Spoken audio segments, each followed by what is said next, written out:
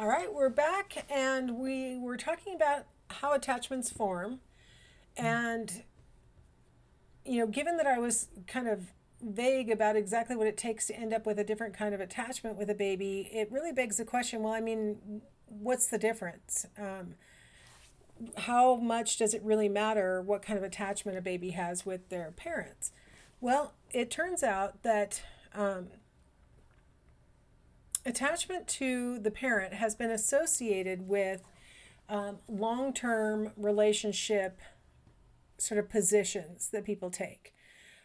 So we'll start with the really positive side, which is the securely attached infant tends to grow up to be a securely attached child. And what that means is that in the classroom, they're more exploratory when they have support, right? So they may be able to attach to their teacher and feel confident as long as they have that kind of support in the classroom and things, and they're willing to try new things and new ideas and meet new people. And as friends, they tend to be trusting and loyal with their friends and are less likely to have negative friendships, where they really internalize bad things that can happen with friendships and stuff.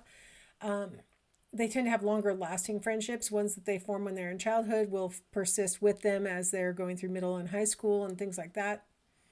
Once they get to middle and high school and start being attracted to people romantically, they tend to get into romantic relationships that are usually healthier. If one member of a couple it has a secure approach to the world, the couple has a much better chance of a long-term relationship than if both of them have an insecure approach to the world. And then also same thing with employment. People who have a securely attached background tend to be the kind of employees who become securely attached to their employer, and they're loyal to their employer and work longer at the same career and things like that. So a lot of things that last our entire lifespan are probably impacted by attachment style.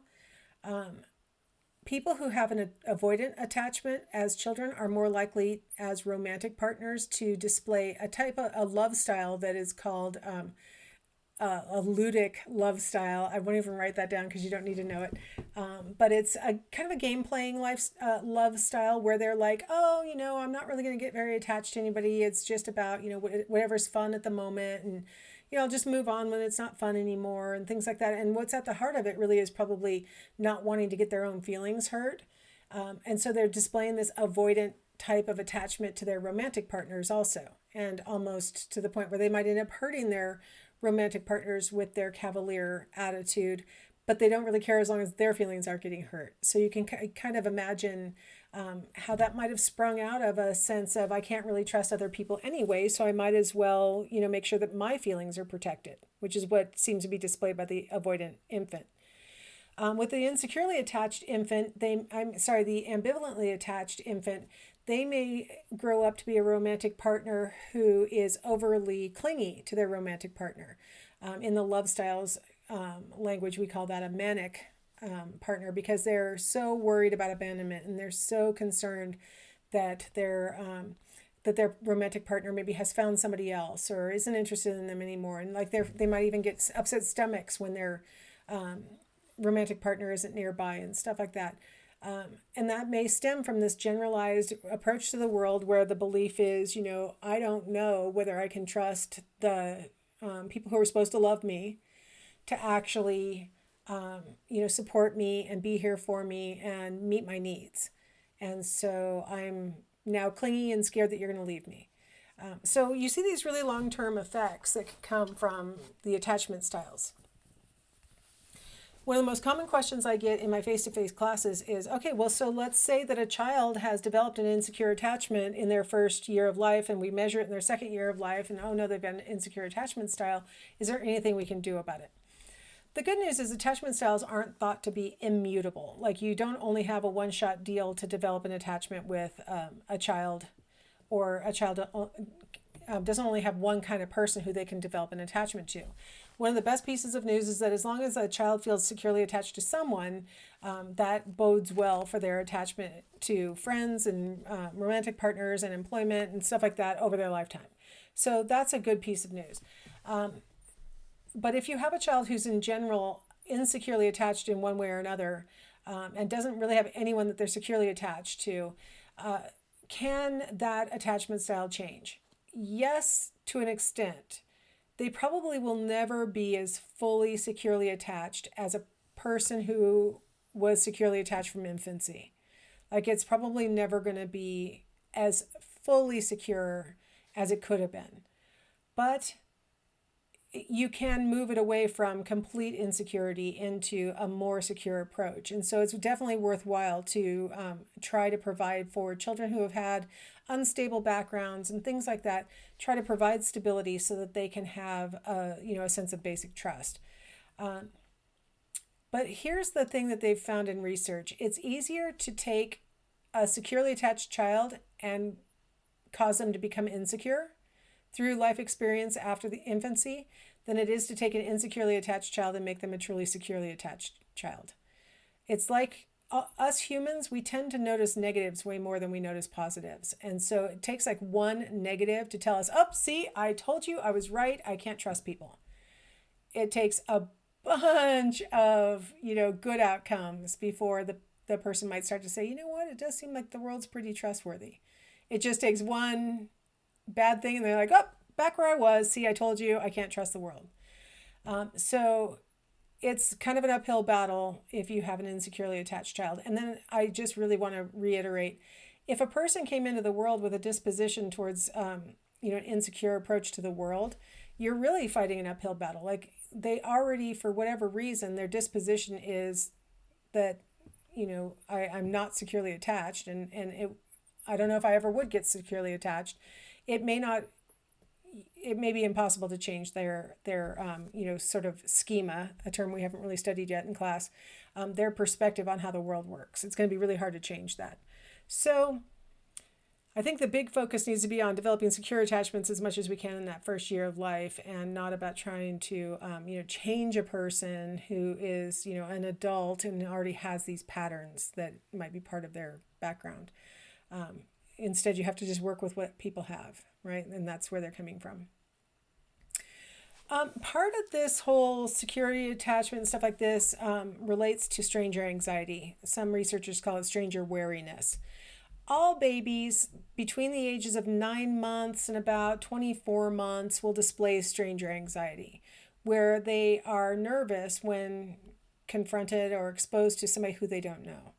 And it could be a family member, like everybody else is really excited to see them. Or it could be, a jolly old elf that we all want you to get your picture taken with. And doesn't everybody have a classic picture of them blowing up on Santa Claus? Like, why do we put our kids through this? But it's kind of cute to see that they're like, no, he's scary.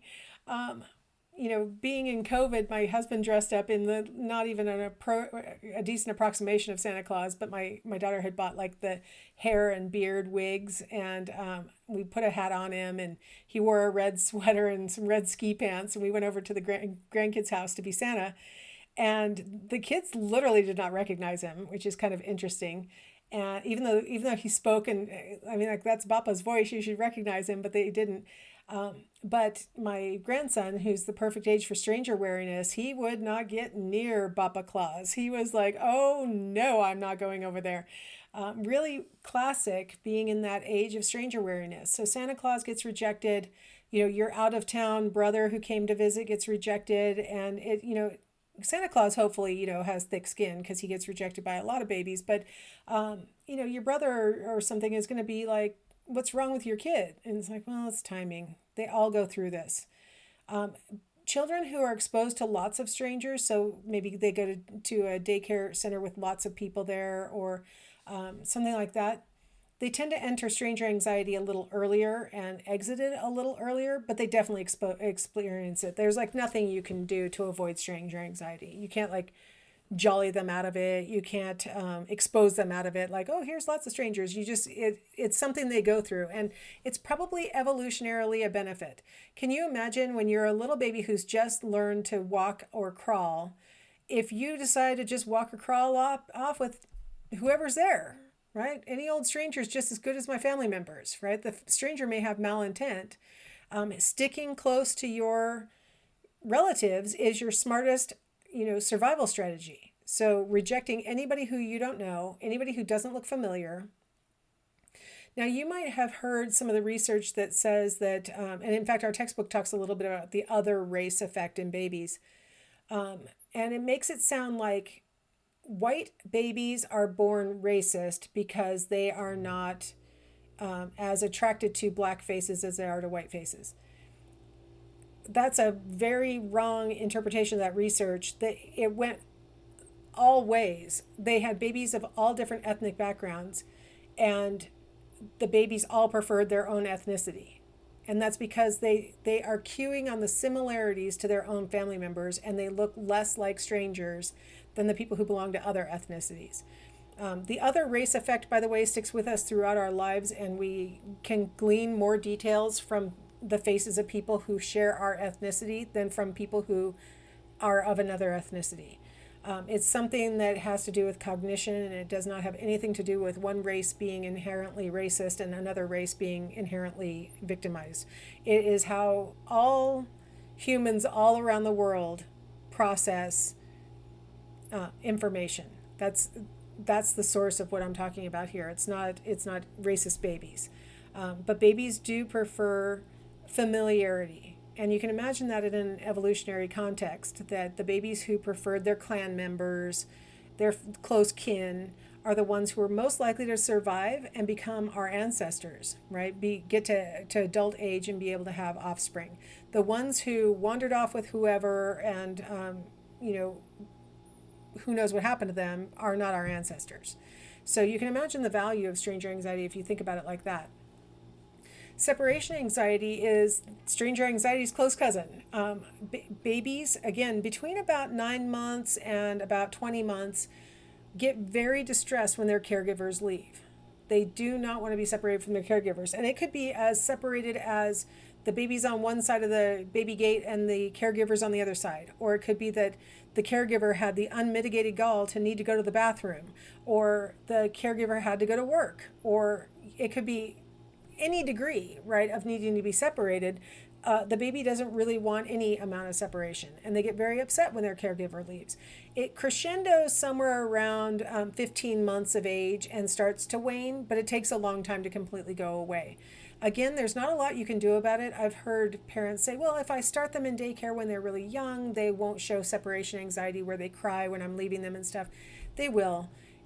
There's nothing you can really do about that, and it's heartrending. Sometimes you need to leave your baby for a second, and it's heartbreaking to have them cry that much. And the solution is, I just shouldn't leave. But you can't just not leave until they go to college. I mean, they've got to experience the fact that you leave and then you come back is what will help them to ultimately get past separation anxiety. So it's something that they have to go through. Speaking of which, on the stranger anxiety, when your brother comes to visit from out of town, the solution to stranger anxiety in that case is not to just sort of like force the baby into it. It's ignore the baby. Brother needs to come, give sister or brother a hug. Oh, we haven't seen each other in a while. Ignore the baby. I don't care. There's a baby in the room. I didn't even notice.